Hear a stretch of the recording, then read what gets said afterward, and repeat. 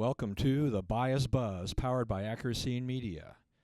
I'm your host, Don Irvine, and today I'm joined by a very special guest, Frank Howard, who is running for Congress in Congressional District 6 in Maryland.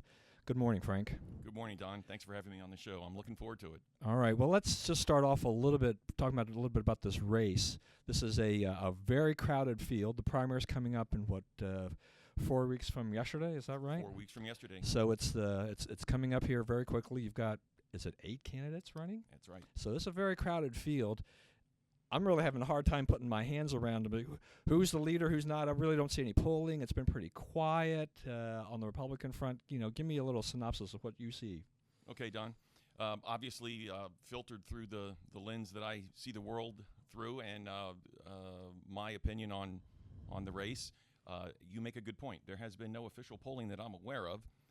From time to time, you hear rumors that this or that candidate is doing a little private mini poll, but it's not the same thing as a broad-based professional poll that's objective.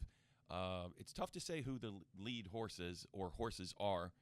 My opinion is that I have a very solid team behind me. I've been running a very aggressive grassroots campaign. I've had a lot of voter contact. I've been knocking on doors, several thousand so far, with many more to come. On the phones, working the phones, my team, my volunteers. I like what I'm hearing, and it is hard to get your arms around the race and figure out who's in the lead and who's not. But my personal opinion is that our campaign is strong, and we have recently had, I'm holding up for your viewers, the honor of having former Governor Bob Ehrlich agree to do a fundraiser for my campaign in Kensington the evening of Monday, April 18th, and I'm proud of that, and I think it shows some ongoing momentum on our part. All right, we'll talk just briefly about the district. It was gerrymandered or redistricted. There was some boundary lines changed on the previous cycle, and so now it's a democratically held seat. Dan Bongino narrowly lost this. Do the Republicans really have a good shot at this? In a presidential race year where the turnout's probably going to be heavier than it was 2 years ago. Are you pretty optimistic on this front? I am, Don, and in fact, I said earlier that I'm biased, as you might imagine, but I do believe I'm objective enough, and my team keeps me objective enough to say that if you listen to the people who supposedly know, the pundits, the talking heads, of the 8 congressional districts in Maryland, there's one that is in play, easily in play. It's flippable, and that would be the 6th. I do believe that Dan Bongino, coming very close in 2014, woke up the establishment, so to speak, on both sides, and I do believe that this is going to be a very interesting election. Typically, I would agree with you, in the typical presidential election cycle, that voter turnout, if it's heavy, would probably favor the Democrats, and this district only slightly leans Democrat because of Bongino's great work 2 years ago. However, the Donald Trump phenomenon is something that absolutely cannot be discounted, and I believe, as do many others, that when you get people coming to the polls who have either never voted before or it's been many, many years before they've voted, the question is, what are they going to do after they check for or against Donald Trump? If they're coming out to vote for or against Donald Trump, what are they going to do down ticket? And I don't think anybody knows. Therefore, I believe that this seat is in play, and I believe the Republicans have a strong chance of knocking off the incumbent Democrat Congressman John Delaney. And I think Delaney's a little worried about it. I don't think he expected to have such a narrow win the last time around. He's got this sign or billboard or whatever you want to call it to try to get the governor to talk about Trump or where he really stands in the presidential race, which seems to me just kind of a lot of nonsense. But what do you think about that? I agree and can't add much to it, Don. I thought it was nonsense. I thought it was rather amateurish, and if it was his way of opening the 2018 gubernatorial race, I thought it was a relatively poor first step. I think if it was coordinated and his team wanted it to come out the way it came out, then he's really in bad shape. But whether it was coordinated or just something that he thought he would do off the top of his head, spur of the moment, I don't know. But either way, It wasn't good from his perspective. So he's off to a bad start if he does indeed decide to run for governor in 2018. Yeah, I just, my final comment on this really is just that for an incumbent congressman to go and do that, this seems more like a stunt that you would if you're coming out as a brand new candidate, you're an unknown, an incumbent with the name recognition of Delaney. What in the heck is he doing? I couldn't agree more. And again, Don, I can't add too much to that because he is the third wealthiest member of Congress. He has the resources, or at least he should, to be running a very sharp, professional, polished campaign as he gets ready, we all believe, to step down from Congress and run for governor in 2018, which would leave the seat open in 2018. He should be doing a lot better than he is initially. All right, well, let's move on to just some of the news items. We had the terror attacks in Brussels, and that's been tragic, and then the follow-up on Sunday in Pakistan. You're a vet, right? I mean, I am. and what do you feel about Obama's reaction to this initially? I mean, he was in Cuba when the Brussels attacks occurred. He decided to stay in Cuba. He then went on to Argentina. We did have American lives lost, and we still don't know about the fate of some others. Give me your take. I was like many Americans, and certainly like many veterans, and I am an Air Force veteran, very disappointed in the president's actions. If I recall correctly, he spoke about the Brussels terrorist attacks for 52 seconds, and then he went back to his scripted comments for the rest of his visit down in Cuba. He went to a ball game, and he did the wave, and then he went on to Argentina, where he and the First Lady did do the tango, and I just think it shows that he's tone deaf on a lot of issues that I think are very important to Americans, especially in this current unsafe environment that we're in, terrorism. And it doesn't matter whether you live in Brussels, Paris, San Bernardino, California, or in Maryland's 6th Congressional District. When you're talking about people who are blowing themselves up and creating mayhem and mass murder, it's something that should be taken a lot more seriously by the president than he appears to be taking it. I agree with that. Next up, brokered convention. Yes, no. I mean, where is this thing going to go? That's a lot of the talk going on in the news. There's a lot of things going on there talking about whether or not Trump can get to 1237, and if he doesn't, what will happen. Cruz has got a very tough hill to climb in terms of the percentage of remaining delegates he needs to get to 1237.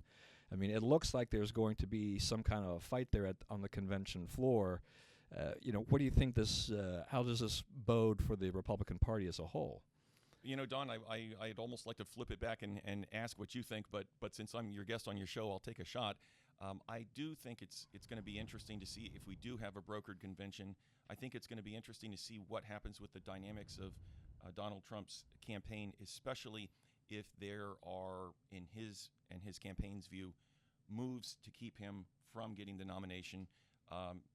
He's mentioned that there could be riots, and that's alarmed some people. It's tough to say, and I think just in the last 24 hours, I've read that he's backed off a little bit of his pledge to support the eventual nominee, Republican nominee, if it's not him. So it'll be interesting to see how this all plays out. And you did mention Ted Cruz. Ted Cruz is really fighting a good fight. He's running a good campaign, but he is behind, and it'll be interesting to see if there are any last-minute deals.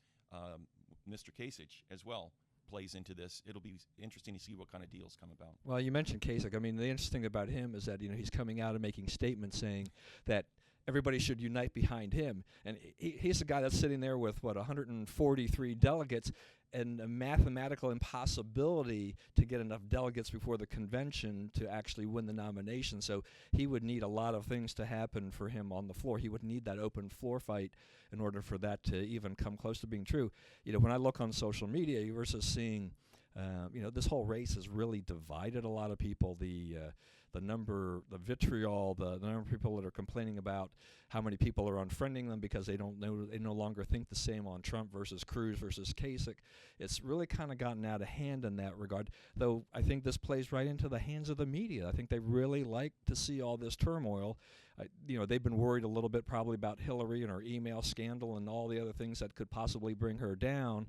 But you look at the Republicans, and they look like they're in disarray enough that, all this fighting in the GOP, it could easily just be saying, well, we're going to hand this election right over to Hillary. Very possible, Don. I have the same concerns, and a lot of people that I talk to, friends, family members, coworkers, neighbors, people on their front porch when I'm door knocking, will bring up something very similar to what you just said. Many people say on their front porch when I'm knocking on doors, Frank, I'm a Republican, you're a Republican, I'm concerned. And they share the same concerns that you just mentioned, Don. It is a concern. I will say from the positive perspective, Kasich, Trump, Cruz, we have some strong contenders there. They're all good candidates, and the Democrats have their own issues with Bernie and Hillary. And let's not forget Joe Biden hanging around in the background just in case lightning strikes and there is an indictment of her regarding her email scandal. I do believe the Democrats might put somebody in there at the last moment, and his name might be Joe. Yeah, he's definitely pondering it. I mean, I think I didn't go back and verify this, but I think when you look at the popularity or the likability of the candidates that are in the race, I mean, I'm going to look at Cruz, Trump, Bernie, and Hillary. I'm going to leave Kasich out of this for this example. I think actually out of those four, I think Bernie's the most liked among the voters that have been polled. So this is a very unusual campaign in the sense that you have so many of the top tier candidates where the polls are saying the majority of Americans, the voters, really don't like them all that much, and it's becoming a lesser of two evils or three evils or whatever. It's just a very odd year. Yeah, Don, you're a good straight man. Again, I was actually going to mention that and just didn't want to go on too long and hog the microphone, but also don't want to offend anyone of your listeners at all. But the facts are, if you look at polling, as you say, 3 of those 4 have high negatives, and Bernie is an avowed socialist. So 3 of the 4 high negatives and an avowed socialist running strong on the Democrat side. This is indeed a very unusual and probably historically unpredictable election cycle. All right. Well, the biggest news story of the day, the one that's coming out today, obviously, is this whole mess with Corey Lewandowski, the Trump campaign manager, the simple battery charge that has been filed, and with the former Breitbart reporter, Michelle Fields. I don't want to necessarily get too down and deep into the weeds on this, and I'm on the record of not being a Trump supporter, but I've seen the various video, and the news video was, I guess, the closed circuit TV video from the event. It's really hard to tell exactly what happened. I mean, Michelle has said that she was pulled and things like that. I don't want to get into this he said, she said too much, but it just seems that there isn't a whole lot there, in terms of this accusation. But people are definitely kind of splitting once again on this in their terms of their loyalties. But it's not very clear cut in this, and it looks like that Trump is actually trying to take advantage of this. It's possibly the case that he is trying to take advantage of it. In fact, and this shouldn't surprise anybody, he's doubling down by saying he's 100% behind his campaign manager, despite some of the videos showing that there appeared to be some contact there. In fact, I read where one of the videos supposedly clearly shows him, the campaign manager, grabbing Michelle's arm and either pulling on her or pushing to some degree. So it'll be interesting to see how this comes about. But I would add, Don, that these types of sideshows are why a lot of Americans are just kind of fed up and disgusted with politics. And I'm hoping that my campaign in CD6 is a reflection of the fact that there are candidates out there, and I like to think I'm one of them, who try to stay above such silliness and pettiness and try to stick to the issues and the things that matter to the voters. Yeah, not only that, I mean, I think Trump this morning or last night, has said that, maybe he should be filing a charge against Michelle Fields because she was carrying a pen, could have been a knife, and could have been attacking him. So it is. I mean, you're right. This is the silliness, the pettiness is just unbelievable. So you have a very interesting story about media bias. I want to turn some time over to you to talk about this. This is great for the program, I think, to give a local flavor about what happens with bias. We're here in the nation's capital. We know about the Washington Post, but we're even talking about something that's even more local. That's right, Don, and I appreciate the opportunity to come on your show. Accuracy in media has done a great job on the national level of advocating for accuracy and balance and fairness in reporting. And many Americans would agree that there is bias in the media. No question about it on the national level. In fact, that was pretty much prominently front and center, as we all saw last fall and into the winter in some of the presidential debates, when the candidates themselves, including possibly especially Ted Cruz, took on a few members of the media in live primetime television during the debate. And that's pretty well known. But, you know, a lot of your listeners, a lot of people may not be as aware that there's still local media bias. And, of course, local is depending on where you live in the country. I'm focusing on the 6th Congressional District here in Maryland. Dan Bongino, as you've mentioned, ran in 2014, and his campaign ran into some actual flat-out media blackouts, Don. It was interesting, from some of the newspapers in the 6th District. And his campaign team fought back, and they did some analysis, and they went to the national media as well as other local media, and they said, look what's going on here. This is an outrage. And he mentions this in his newest book called The Fight, and he decided that he was and his campaign were fed up, and they were just going to fight back instead of be a victim. So they exposed this bias, and they got some things improved, but there is still an example that I'd like to point out that happens, Don. And I brought along a couple printouts of articles from a couple of the papers. One's from the Cumberland Times-News. I'm not picking on anyone. One is from the Hagerstown Herald-Mail. And what happens is an interesting phenomenon. I'm sure you're well aware of it, Don, but it does seep into the local level as well. And that is where on Capitol Hill, you get a government agency, a bureaucracy, is putting out routine press releases saying that we are providing a grant of such amount of money to such and such an organization, and they make congressmen and senators aware of this. And what the congressmen do is when it's in their district, they will take that press release from that government agency, and they'll just turn it around on their letterhead and send it out to the local media.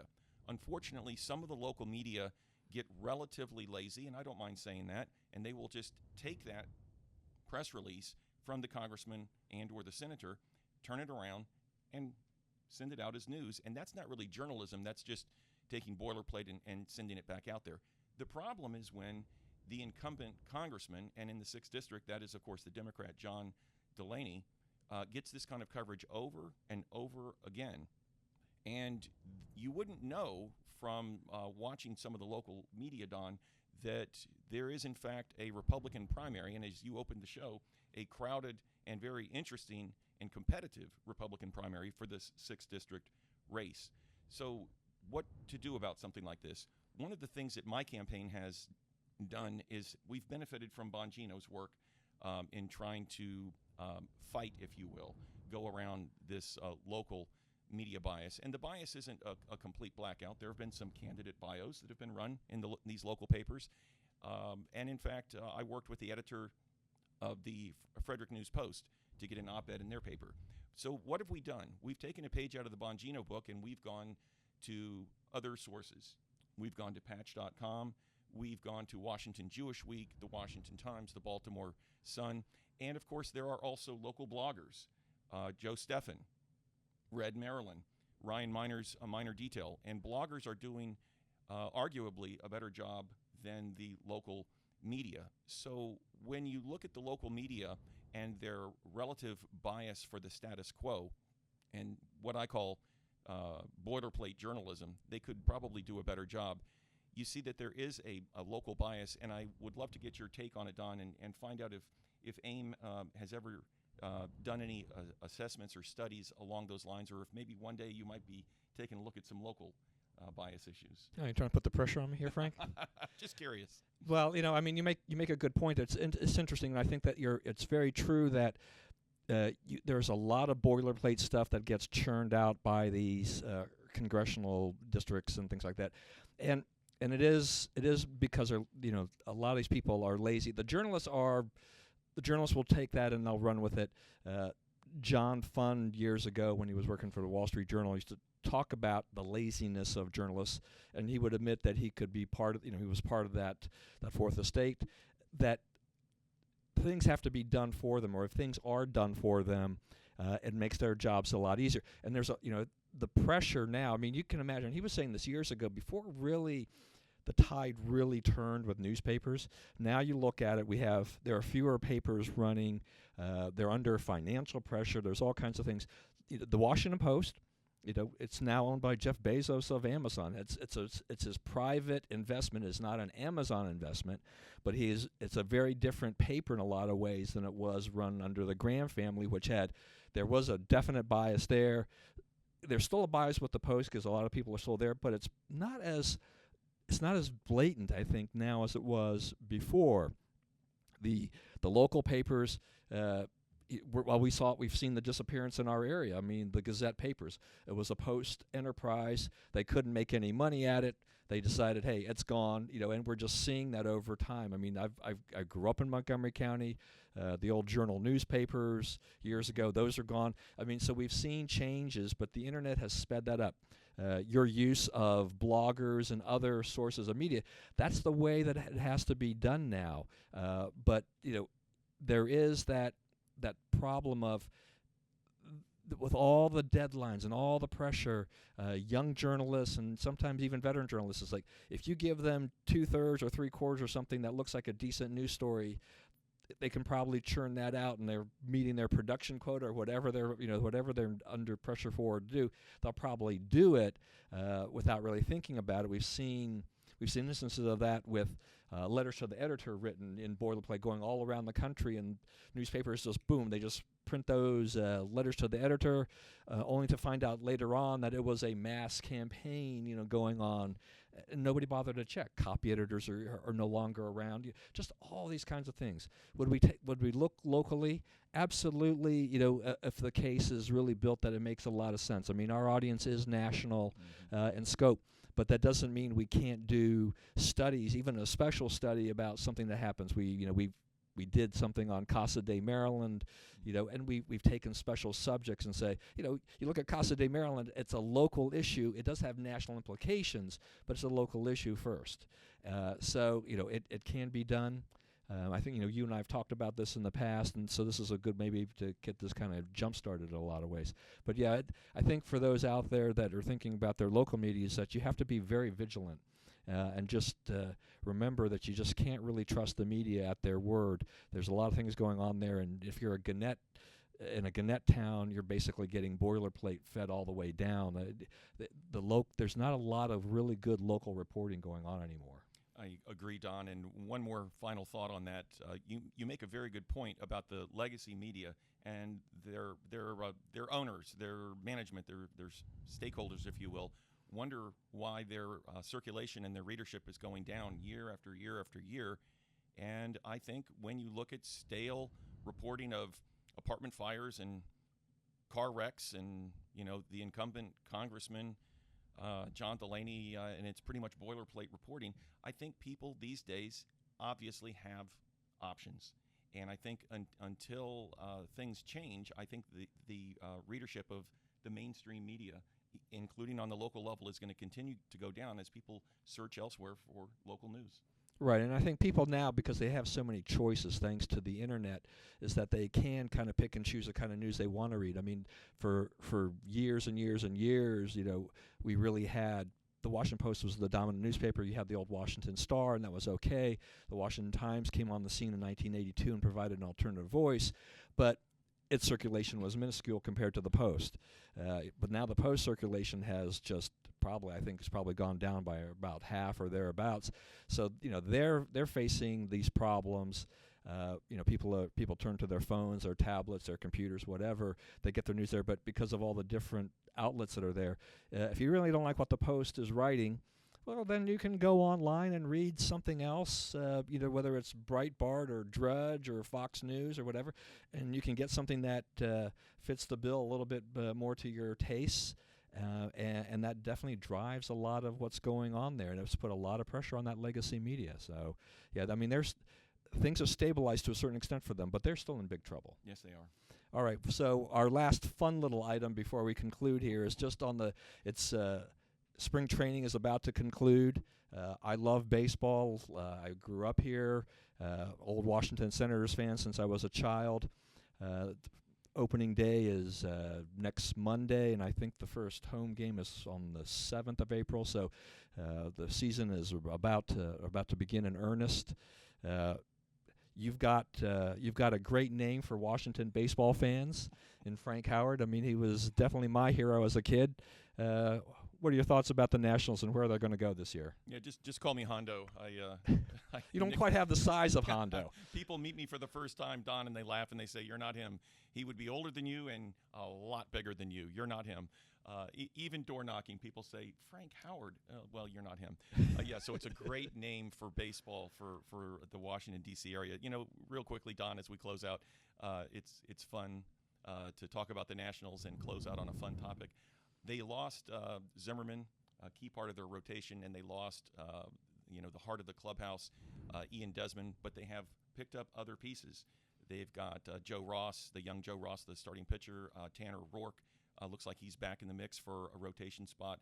And, of course, they've got Trey Turner coming up, shortstop. And in the interim, it looks like they've got our previous second baseman covering shortstop until Trey Turner's ready to come up. And they've solidified the bullpen.